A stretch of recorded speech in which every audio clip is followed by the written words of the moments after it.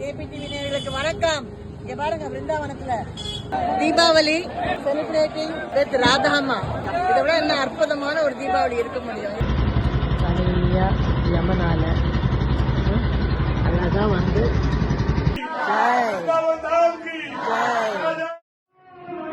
மரியாதையோட முன்னாடி உட்கார வச்சிருக்காரு பாருங்க.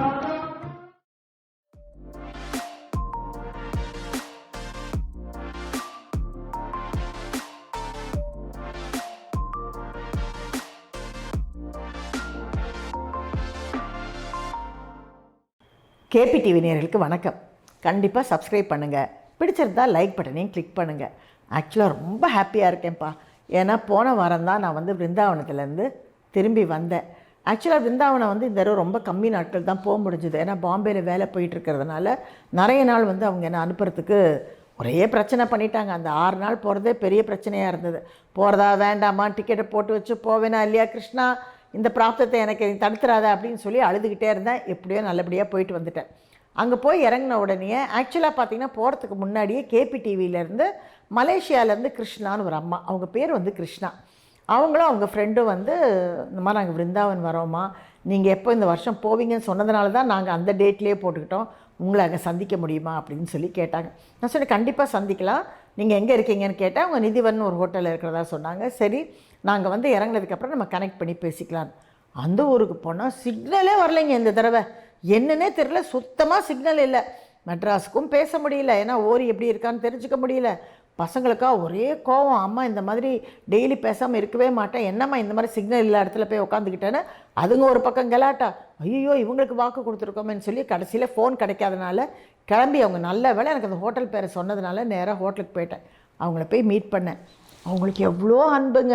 ஐயோ எனக்கு கமரக்கட்டு, தேங்காய் மிட்டாய், மலேசியாவில் என்னென்ன மிட்டாய் இருக்குமோ அந்த எல்லா மிட்டாயும் ஒவ்வொரு பாட்டிலில் போட்டு அங்கேருந்து தூக்கிட்டு வந்திருக்காங்க பாருங்களேன். அப்புறம் 2 நைட் ட்ரெஸ்ஸு, அப்புறம் ஏதோ 2 கைப்பையே, நரசிம்மருடைய சம்மந்தப்பட்ட பிரசாதம்.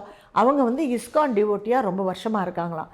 ஸோ நான் சொல்கிற இந்த கதைகள்லாம் அவங்களுக்கு ரொம்ப பிடிச்சிருக்கு. எனக்கு ஒரே ஆச்சரியம், ஏன்னா இஸ்கானில் வந்து நிறைய கதைகள் சொல்லுவாங்க. நானே அவங்கக்கிட்டேருந்து கேட்டு தான் சொல்கிறேன். ஸோ அப்படி இருக்கும்போது இவங்க என் கதைகள் நல்லா இருக்குன்னு சொல்கிறது எனக்கு ரொம்ப சந்தோஷமாக இருந்தது. அதுக்கப்புறம் அவங்களோட டைம் ஸ்பெண்ட் பண்ணிவிட்டு லன்ச் என்னோட தான் சாப்பிட்ணுன்னு சொன்னாங்க. சரின்னு சொல்லி அவங்க ஃப்ரெண்டுக்கு நேர்ந்த அந்த சில பிரச்சனைகளெல்லாம் சொன்னாங்க. அவங்களோட 2 பேரோடையும் நான் சேர்ந்து போய் அந்த லஞ்சை சாப்பிட்டுட்டு கொஞ்சம் டைம் ஸ்பெண்ட் பண்ணிவிட்டு அங்கேருந்து கிளம்பி நான் வந்து என் ஹோட்டலுக்கு வந்துட்டேன். அடுத்த நாள் ஹோட்டலில் என்னாச்சு, நான் மத்தியானம் லஞ்சு சாப்பிட போனேன். போகும்போது அங்கே ஒரு ஹஸ்பண்ட் அண்ட் ஒய்ஃப் உட்காந்துருந்தாங்க. அவங்க என்னை பார்த்த உடனே அவங்க 2 பேரும் எந்திரிச்சிட்டு, மேம் நாங்கள் மஸ்கெட்லேருந்து வந்திருக்கோம், நாங்கள் வந்து உங்களோட யூடியூப்பை ரெகுலராக பார்க்குறோம். இப்போ தான் நாங்கள் பிருந்தாவன் வந்து 1 மணி நேரம் தான் ஆச்சு. பிருந்தாவனத்தில் என்ன பண்ணணும்னு தெரியாது, யாரை பார்க்கணுன்னு தெரியாது, எந்த கோயில் பார்க்கணுன்னு தெரியாது, ஆனால் உங்களை பார்த்தது எனக்கு ரொம்ப சந்தோஷமாக இருக்குது மேடம் அப்படின்னு சொன்ன உடனே, நீங்கள் ஏன் கவலைப்படுறீங்க, அப்படியே இருங்க அப்படின்னு சொல்லி டக்குன்னு அங்கே ஜெகதீஷ் பிரபுன்னு இருக்கார். அவர் தான் எல்லாருக்குமே வந்து பிருந்தாவனத்தில் எல்லாமே அரேஞ்ச் பண்ணி கொடுக்கக்கூடியவர். அவரை கனெக்ட் பண்ணி கொடுத்து அடுத்த நாள்லேருந்து அவங்க ஊருக்கு போகிற வரைக்கும் அவங்க டூரை ஃபிக்ஸ் பண்ணி கொடுத்துட்டு நான் சொன்னேன், இதை பாருங்கள், இன்றைக்கி சாயங்காலம் நான் காத்தியாயனி கோயில் போகிறேன். ஆக்சுவலாக பிருந்தாவன் யார் வந்தாலும் எல்லாத்தையும் பார்த்துட்டு சிலதெல்லாம் பார்க்காம போயிடுவாங்க. ஏன்னா அந்த ஊரை பொறுத்த வரைக்கும் ராதாகிருஷ்ணன் தான். ஆனால் நிறைய பேருக்கு தெரியாது, பிருந்தாவனம் வந்தால் 5 பேரை பார்க்காம போகவே கூடாது. முதல்ல பரமேஸ்வரனுடைய கோயில் இருக்குது, அது கண்டிப்பாக போய் பார்க்கணும். 2வது காத்தியானி தேவி, அவங்கக்கிட்ட நம்ம ஆசீர்வாதம் வாங்கணும். பிருந்தா தேவி, துளசி மாதா, அவங்கள நம்ம நமஸ்காரம் பண்ணிக்கணும். மீரா தேவியோடைய குட்டீர், அந்த மீரா தேவி குட்டீரில் போய் நம்ம கொஞ்ச நேரம் உட்காரணும்.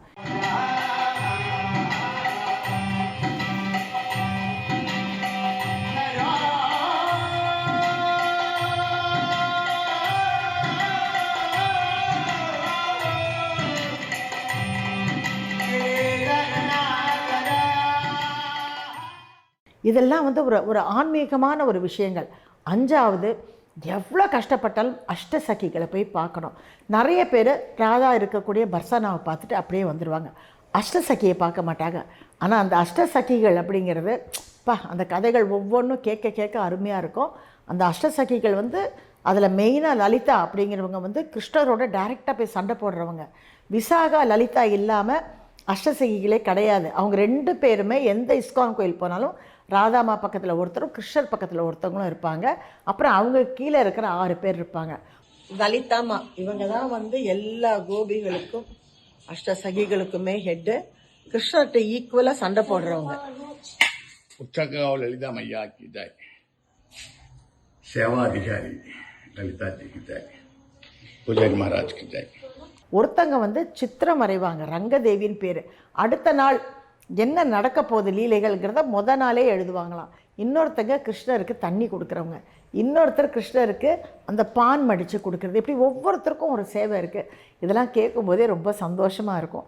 ஸோ இதெல்லாம் ரொம்ப பார்க்க வேண்டிய இடம். இதெல்லாம் அவங்க லிஸ்ட்டு போட்டு கொடுத்து அவங்களுக்கு போகிறதுக்கு நான் நல்ல எல்லா ஏற்பாடையும் பண்ணி கொடுத்தேன். அவங்களோட ஒரு ஃபோட்டோவும் எடுத்தேன், அது உங்களுக்காக இங்கே போடுறேன். இந்த தடவை நான் நிறைய இடத்துக்கு போகலை, ஏன்னா டைமும் இருக்கலை. அதனால் நான் சாயங்காலம் காத்தியானி கோயிலுக்கு போனேன். ஆக்சுவலாக பார்த்தா போன வருஷமும் அதே டைமில் தான் போயிருக்கேன். ஏன்னா அங்கே போன உடனே தான் எனக்கு ஞாபகம் வந்துச்சு. அங்கே வந்து என்ன பண்ணுவாங்களாம், மாட்டு சாணத்தில் அப்படியே கிருஷ்ணரை பண்ணுவாங்க பெருசாக. கிரிராஜ்னு பேர். ஏன்னா அன்றைக்கி தான் கிருஷ்ணர் வந்து கோவர்தன மலையை தன் சுண்டு விரலில் தூக்குன நாள். அதனால் எல்லார் வீட்லேயுமே சரி, எல்லா கோயில்லையும் சரி இந்த மாதிரி ஒரு பெரிய கிருஷ்ணர் பண்ணுவாங்க. உங்களுக்காக இப்போ ஃபோட்டோ போடுறேன். அதில் எல்லோரும் விளக்கேற்றி அவரை கும்பிட்டு அவருக்கு படையெல்லாம் சாப்பாடெலாம் வைப்பாங்க. அன்றைக்கி ரொம்ப அற்புதமாக நடந்தது. இன்ஃபேக்ட் வந்து அன்றைக்கி மத்தியானம், அதாவது நான் முந்திலாம் வந்து ஒரு விருந்தாவனத்தில் கோயிலுக்கு போகும்போது கிருஷ்ணரை வந்து ரொம்ப தூரத்தில் இருந்து தான் பார்க்க முடியும். ஏன்னா அந்த ஊர் ஜனங்களே அவ்வளோ கூட்டமாக இருக்கும். ஆனால் மெட்ராஸு இல்லை நம்ம முகம் தெரிஞ்சவங்களாக இருந்தால் நம்மளை முன்னாடி கொண்டு போய் நிற்க வச்சுருவாங்க. அது சினிமானால் நமக்கு கிடைச்ச ஒரு ஆசீர்வாதம்னு வச்சுக்கோங்களேன். இப்போ ஒரு பழனி கோயிலுக்கு போகிறோம், மற்றவங்கள விட நம்மளை முன்னாடி கூப்பிட்டு போயிடுவாங்க.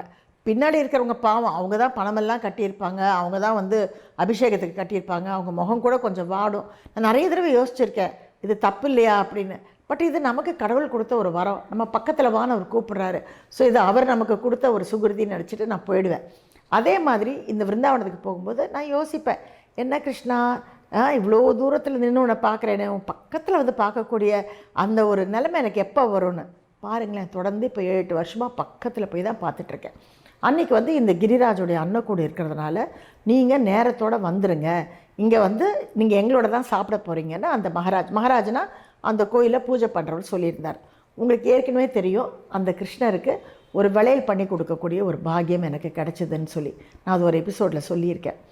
சரின்னு சொல்லிவிட்டு கிளம்புனா, நான் என்ன நினச்சேன்னா அவர் என்னை 12:30லேருந்து 1க்குள்ளே வந்துடுங்க அப்படின்னு சொன்னார். சரின்ட்டு நான் ஒரு 12 மணிக்கு கிளம்புனேன். என்னங்க திருமண பக்கம்லாம் கூட்டம், போலீஸ் வண்டியை விடவே மாட்டேங்கிறாங்க. ஜேன்னு பார்த்தீங்கன்னா ஒரு 10 லட்சம் பேர் அந்த ஊரில் வந்து இறங்கியிருக்காங்க விருந்தாவனத்தில். எந்த பக்கமுமே காரு போக முடியல. ஆட்டோவை பிடிச்சா ஆட்டோக்காரன் யாருமே நான் சொல்கிற கோயிலுக்கு வரமாட்டேங்கிறாங்க. நைன்னு போயிட்டே இருக்காங்க.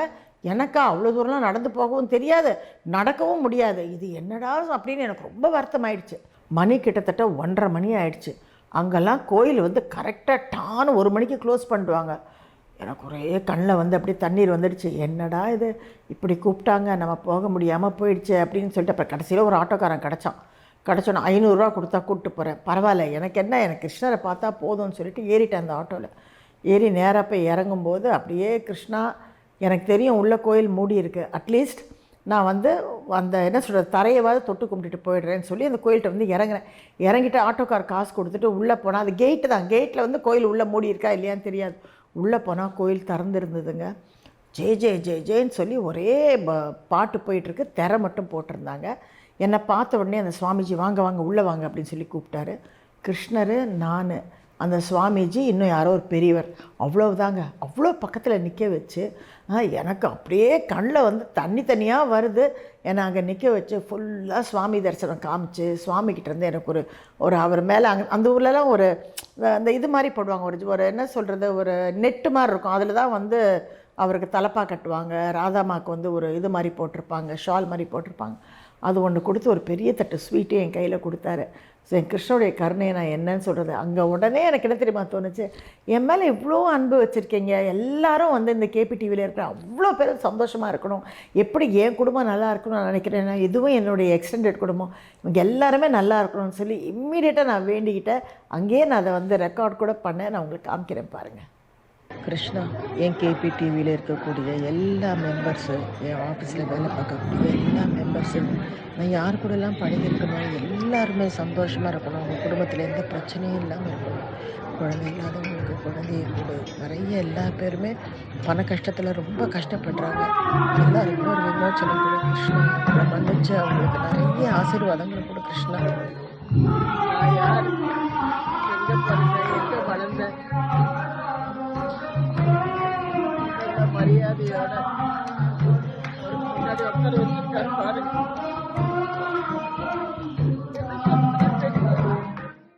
எப்பவும் போல் அங்கே நான் எல்லாருக்குமே வந்து புடவை கொடுப்பேன். அவங்களுக்கு வந்து அங்கே அது அன்னதானம்னு சொல்கிறத விட எல்லாருக்கும் பிரசாதம் கொடுத்து என்னால் முடிஞ்ச வரைக்கும் ஒரு 150 லேடிஸ்க்கு வந்து புடவை கொடுத்து அவங்களுக்கு ஒரு தட்சிணையும் கொடுப்பேன். அது இந்த தடவையும் நல்லபடியாக நடந்தது. அதையும் உங்களுக்கு இங்கே போடுறேன். गोपीनाथ की, गोपीनाथ की, राधा कुंड की, राम कुंड की, गोवर्धन की, वृंदावन की, जय श्री राम। அப்புறம் வந்து ஜமுனாதாசன் அங்கே இருக்கார்.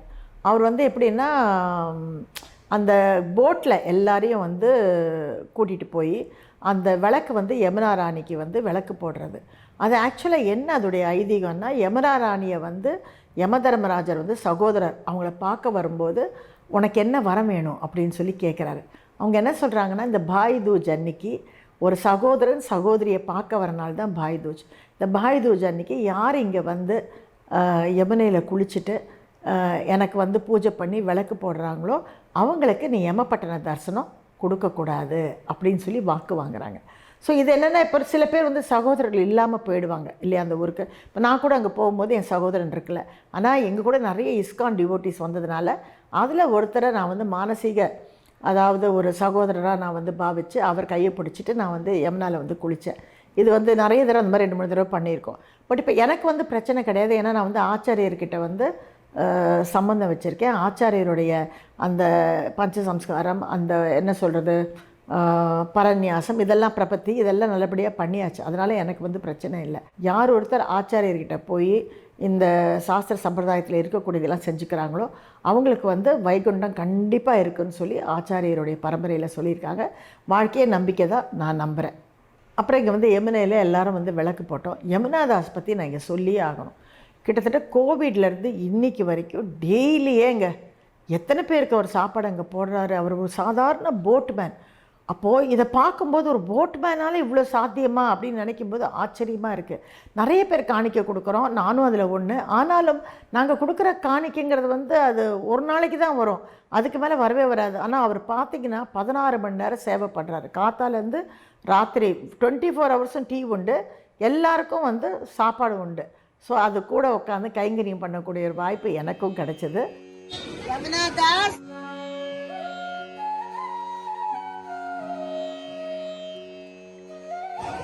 भंडार, डेली भंडार, यमुना महारानी का भंडार, यमुना महारानी का भंडार 16 hours, 16 hours 16 மணி நேரம் நடக்குது நான் ஸ்டாப்.